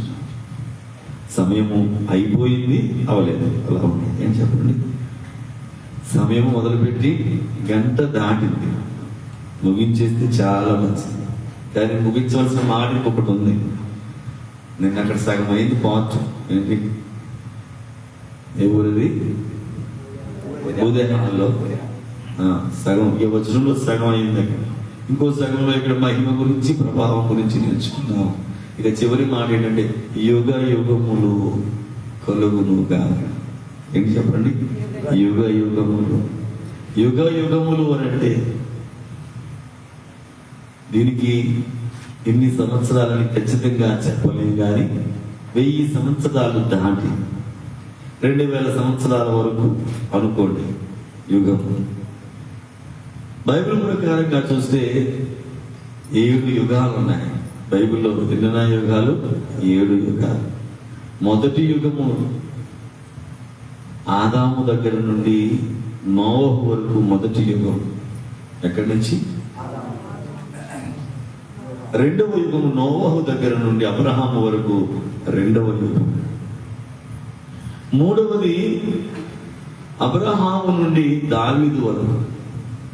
నాలుగవది దావీదు నుండి యూదులు బబులోనుకు కొనుక్కోబడిన వరకు 4వ యుగం. 5వది యూదులు బబులోనుకు కొనుక్కోబడిన దాని నుండి క్రీస్తు ప్రభువు వారు పుట్టేంత వరకు ఉన్నటువంటి యుగము 5వ యుగం. క్రీస్తు ప్రభువు వారు పుట్టిన దగ్గర నుండి ఆయన 2వ రాకడ వరకు ఉండేటువంటి సమయము 6వ యుగం. ఎన్ని యుగాలు అయ్యాయి? 6 యుగాలు. 7వ యుగము 1000 ఏండ్ల పరిపాలన. ఎన్నో యుగం అది? 7వ యుగం. కనుక ఇప్పుడు ఏ యుగంలో ఉన్నాం మనం అంటే 6వ యుగంలో ఉన్నాం. అంటే చివరికి వచ్చేసాం. దేవుడి దృష్టిలో 7 చాలా ప్రాముఖ్యమైంది. 7 రోజులు పెట్టాడు ఆయన దృష్టికి ఒక దినం ఏమైంది? 1000 సంవత్సరాలు. కనుక ఎప్పటి వరకు ఇంచుమించుగా 6000 సంవత్సరాలుగా అటు ఇటుగా పూర్తయిపోతున్నాయి. ఈ 6వ యుగం, ఈ 6వ రోజు పూర్తయిపోతే 7వ రోజు ఏంటి చెప్పండి ఆయనకి? 7వ రోజు ఏంటి? విశ్రాంతి. అంతే కదా, 7వ రోజు ఏంటి? కనుక ఈ 6 యుగాలు అయిపోయిన తర్వాత 7వ యుగం అనేటువంటి ఆ మహాయుగం 1000 ఏండ్ల పరిపాలనకు మనను ఆయన సంసిద్ధము చేసుకోవడానికి. ఇంకా ఈ 6వ యుగంలోనే ఏం చేయాలంటే మీరు ఆ ప్రభువుకు తగిన రీతిని మనము జీవించడం నేర్చుకోవాలి. ఆయనకి ఇష్టమైనటువంటి రీతిని మనము జీవించాలి. మీరు ఇప్పుడు నా మాటను బట్టి పవిత్రులై ఉన్నారు అన్నాడు కనుక ఆయన మాటను పట్టుకోవాలి, ఆజ్ఞను పట్టుకోవాలి. ఆయన ఏం చెప్పాడో అవన్నీ పాటించడం నేర్చుకోవాలి. అప్పుడే మనము ఈ 6వ యుగ అంతమందు అనగా యేసుక్రీస్తు ప్రభు వారు వచ్చే సమయానికి మనం సిద్ధపడిపోతాం. 2025వ సంవత్సరం యుగాంతం అని కొంతమంది చెప్తున్నారు. ఎప్పుడు? 2025 యుగాంతం అని. చైనాలో ఉన్నటువంటి ఒక జ్యోతిష్యం లేకపోతే ఆస్ట్రాలజిస్ట్ ఏం చెప్తున్నాడు అంటే ఆమె పేరు బాబా బెంగా ఏదో కరెక్ట్గా గుర్తులేదు, కానీ బాబా మాత్రం ఉంది, బంగా బెంగో మొత్తం మీద ఉంది. సరే ఏదైనా కానీ మనకి ఎందుకులే, కానీ ఆమె చెప్పింది ఏంటంటే 2027వ సంవత్సరంలో ఈ సృష్టి అంతమైపోతుంది. దానికంటే ముందు నోస్ట్రాడమస్, ఆయన పేరు ఎంతమంది తెలిసి విన్నారా? నోస్ట్రాడమస్ అనేటువంటి ఆయన పెద్ద ఆస్ట్రాలజిస్ట్. ఆయన కూడా ఏమన్నాడనంటే 2025వ సంవత్సరం అంతమైపోతుంది అని అన్నాడు. ఆయన చెప్పి నేను నెరవేరి చెప్పమంటారా? భారతదేశానికి ఒక స్త్రీ ప్రధానమంత్రిగా ఉంటుంది. ఆమె చాలా బలంగా ఒక ఐరన్ లేడీలా పనిచేస్తుంది. అయితే ఆమె ప్రక్కన ఉన్నటువంటి ఆమె భద్రతా సిబ్బంది ఆమెను కాల్చి చంపుతారు అని చెప్పినటువంటి మాట మన భారతదేశంలో నెరవేరిందా? ఎవరామె? ఇందిరాగాంధీ. తరువాత ఆమె కుమారుడు బంపర్ మెజార్టీతో వస్తాడు, ప్రధానమంత్రి అవుతాడు. ఆయన తన దేశంలోని పరాయి దేశస్తుల చేత చంపబడతాడు అని చచ్చిపోయాడు రాజీవ్ గాంధీ గారు. అలాంటి ఆయన చెప్పాడు ఏమని? 2025 అయ్యో అయ్యగారు అప్పుడు ఎలాగండి ఏంటి అప్పుడే ఎలాగా? మీకు చాలా ఊహలు ఉన్నాయి, మాకు చాలా చాలా అనుకుంటున్నాం, ఇది అనుకుంటున్నాం, అది అనుకుంటున్నాం, ఇది అనుకుంటున్నాం. నిజంగానే దేవుడు అమ్మ వచ్చేస్తున్నాడు నీకు చెప్పాడు ప్రభు, ఇంకొక 2 రోజులు ఆకూడదా? కూలికి వెళ్ళినప్పుడు వచ్చేస్తాయి, ఏదో రోజుకి ఎలా ఉంటాయి, కూలికి వెళ్ళినప్పుడు ఒక 2 రోజులు ఆగితే వచ్చేస్తాయి. చిన్నదాట్లకి నేను తీసుకెళ్లిపోయి మనలో గుల్ల పెడతానమ్మా అన్నా కానీ ఈ బంధాలు ఏమైతే ఉన్నాయో క్రింద వాటి కోసం మనం పరితపించేసేటువంటి వారంగా ఉన్నాం. 2025 యుగాంతము అని అంటే కనుక మనం చెప్పలేము. ఏమో దేవుని సృష్టిలో దేవుని ఉద్దేశంలో ఏది ఆయనకు ఇష్టమై ఉందో మనకు తెలియదు. మానవుడు అనుకున్నది కాకపోవచ్చు కానీ అయితే సమయం మాత్రం మన లెక్కలు చూసినా ఏమొచ్చింది? 6వ యుగం ఎండింగ్ వచ్చేసాం. 6వ యుగం ఎండింగ్ లోనే 7 సంవత్సరాల శ్రమలు ఉంటాయి, గుర్తుపెట్టుకోండి. కనుక 2025 సంవత్సరమే మనకు యుగాంతము అనేటువంటి అనుకునే మనం సిద్ధపడతాం. ఏముంది ఇంకెంత ఉంది అయ్యారు? నవంబర్ నెల ఇది, వచ్చేది డిసెంబరు, ఇంక జనవరి వచ్చేస్తే 2020 అయిపోతే ఇంకెలా సార్? వాళ్ళకైతే డబ్బు ఇచ్చాం, 2025 జనవరిలో ఇస్తానని చెప్పారు నాకు. ఆ దగ్గర డబ్బు రావద్దా నాకు? ఎలా ఆయన ఇంకొక వెసులుబాటు చెప్పమంటారా? 2025 ఏ నెలలో వస్తుందో చెప్పలేదు కాబట్టి ప్రశాంతంగా ఉండవు. 12 నెలలు ఇబ్బందులు. దీనికి ప్రమాణాలు మనం చూస్తే ఆలోచిస్తే మన ఆలోచనకి ఇవి అందవేమో కానీ దేవుని ఆలోచనలు ఇవన్నీ కూడా ఏమవుతాయి అంటే లెక్కలు వేరుగా ఉంటాయి. మీరు గమనించండి, ఆయన దృష్టికి ఒక దినం ఏమైంది? 1000 దినాలు కదా, 1000 సంవత్సరాలు. ఇప్పుడు 7 ఏళ్ల శ్రమలు అని అనుకున్నాం అనుకో, ఎన్ని సంవత్సరాలు తెలుసా ఆయన లెక్కలో? ఒక దినము 1000 సంవత్సరాలు అంటే 30 రోజులకి ఎన్ని సంవత్సరాలు? 1000 × 30 ఎంత? లెక్కలు ఈ కాలంలోనే 1000 × 30 ఎంత? 30,000 సంవత్సరాలు. నెలంటే ఎంత అయింది? ఇప్పుడు 30,000 సంవత్సరాలు అయిపోతాయి. మరి అప్పుడు సంవత్సరానికి 12 నెలలు ఎంత? 12 మూడులు 36, 3,60,000 సంవత్సరాలు. 7 సంవత్సరాలు అంటే ఎంత అయింది? 25 లక్షల సంవత్సరాలు అయిపోతుంది. జాగ్రత్త, ఏదో 7 సంవత్సరాలే కదా అయ్యారు ఈ శ్రమలో. కళ్ళు మూసుకుని మేము జాగ్రత్తగా గొట్టెక్కేస్తామని అనుకుంటున్నారేమో. నిన్న మొన్నే కదా ఆయన ఎక్కాడు, ఈయన దిగాడు. మొన్న నుంచి కదా బాబు, ఈ మధ్య కదా మొదలెట్టారు ఆడవాళ్ళకి బస్సులు టికెట్లు లేకుండా. అప్పుడే ఇచ్చేస్తే ఎలాగా? మేము పూర్తి 5 సంవత్సరాలు వాడుకోవద్దా దీన్ని? ఈ ఆలోచనలన్నీ పక్కన పెట్టేసి ఆయన లెక్కలు వీలేగా ఉంటాయి. జాగ్రత్త. ఇంకా పెళ్లి కుమార్తె వరుసలోనికి చేర్చబడేటువంటి నిన్ను ఆయన ఆకర్షించడానికి రానే ఉన్నాడు. యుగాలు అంతమైపోయే సమయం వచ్చింది. అన్ని మతాల్లోనూ ఉన్నాయి యుగాలు. హిందూ మతంలో ఎన్ని ఉన్నాయంటే 4 యుగాలు ఉన్నాయి. మొదటిది కృతాయుగము, 2వది త్రేతాయుగము, 3వది ద్వాపర యుగము, 4వది కలియుగం. కలియుగంలో ఉన్నామన్నారు వాళ్ళు కూడా. వాళ్ళకు కూడా ఎక్కడెక్కడ దాకా వచ్చేసాయి? చివరి దాకా వచ్చేసాయి, కలియుగంలోకి వచ్చేసాయి. కనుక మనకి వచ్చేసాయి ఈ లెక్కలు. కానీ ఎవరి లెక్కలు ఎలా ఉన్నా కానీ మన లెక్కలు మాత్రం మనకు కరెక్ట్ గా ఉండాలి. కనుక ఇప్పుడు నువ్వేం చేయాలంటే ఆయనకు ఈ లెక్క ఒప్పజెప్పేవాడుగా ఉండాలి. చాలా జాగ్రత్తగా లెక్కలు చెప్పాలి, చాలా జాగ్రత్తగా ఉండాలి ఆయన విషయంలో. నా దినముల పరిమాణము లెక్కించడం నాకు నేర్పించునాయన అని నిత్యము నీవే రాకడ తలపు రాకడ ధ్యానముతో కలిగి ఉండి ఈ యుగాంతము దగ్గర పడేటువంటి సమయాన్ని మనం సిద్ధపడతాము. ఆయన వచ్చే 2వ రాకడలో మనం అందరం ఇవ్వాలి. రెప్పపాటులో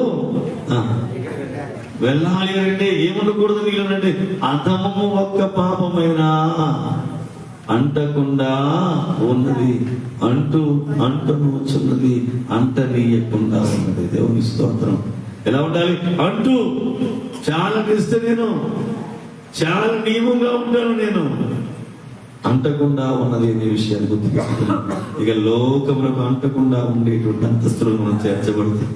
రెండవ రాకడ పండగ చేసుకుంటున్నాము అనంటే జరగకముందే జరిగిందని మనం ఆ రాకడలో ఎత్తబడుతున్నామని, ఆ రాకడ అంతస్తుకు చేర్చబడుతున్నామని ఎలాగైతే మనం ముందుగానే ప్రిపేర్ అయిపోతూ ఉన్నాము, అలా ప్రిపేర్ అవ్వాలంటే లోకము అంటకుండా సాగి ధన్యత దేవదేవుడు మనెల్లరికీ ఇచ్చి రెండవ రాకడ మనం సంసిద్ధం చేసి నడిపించును గాక. మహోన్నతుడానికి వందనాలు. మాతో మాట్లాడుతుంది దీవెన ఆశీర్వాదం ఎల్లరి గురించి నడిపించు. వాక్యమై మమ్మల్ని బలపరిచిన, స్థిరపరిచిన రెండవ రాకడకు ఆయత్తపరచడానికి మహిమా ప్రభావములైనటువంటి కుమార పరిశుద్ధాత్మ యొక్క అంతస్తును మేము అనుభవిస్తూ సిద్ధపడుతూ నిన్ను చేరుకునే ధన్యత మా ఎల్లరికీ నీకు నడిపించు. వాక్యమై మాలో ఫలించడానికి వచ్చేసిన యేసు నామములో అడిగి వేడుకొనుచున్నాము పరమ తండ్రి. మరణాత. ఈ శ్రేష్టమైనటువంటి సమయాన్ని నాకు ఇచ్చిన దేవదేవునికి, అలాగే మీ యొక్క ఆత్మీయ తండ్రి సంఘ కాపరి మా ప్రియమైన తమ్ముడు శాంతిరాజు గారికి నేను నిండు వందనాలు తెలియజేస్తున్నాను. దేవుడు వారిని, వారి సేవ బహుబలముగా అన్ని సంఘాలను బలపరుస్తూ, స్థిరపరుస్తూ రెండవ రాకడకు సమాయత్తము చేసేది వరుస వారికి ఇచ్చి నడిపించును కాక. మరణాత, మరణాత, అందరికీ మరణాత. ఒకసారి అందరు లేచి నిలబడదాం. బయట ఉన్న వారు లోపలికి రావాలి. సంఘబద్ధమైన వారు ముందుకు రండి. లోక ప్రభాకరు, రూబెన్ గారు, ఎల్లాపురం మార్కండయ్య త్వరగా ముందుకు రావాలి.